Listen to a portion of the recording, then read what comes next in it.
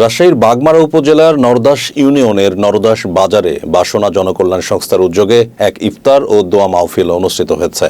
মঙ্গলবার ৪ মার্চ ২০২৫ বিকেলে পানিয়া নরদাস degree college মাঠে এই মাহফিলের আয়োজন করা হয়। অনুষ্ঠানে বাসনা জনকল্যাণ সংস্থার নির্বাহী পরিচালক আজহারুল ইসলামের সভাপতিত্বে এবং মতিউর রহমান মন্টুর সঞ্চালনায় প্রধান অতিথি হিসেবে উপস্থিত ছিলেন আবুল কালাম আজাদ। বিশেষ অতিথি হিসেবে বক্তব্য রাখেন নরদাস ইউনিয়নের সাবেক চেয়ারম্যান মোশাররফ হোসেন।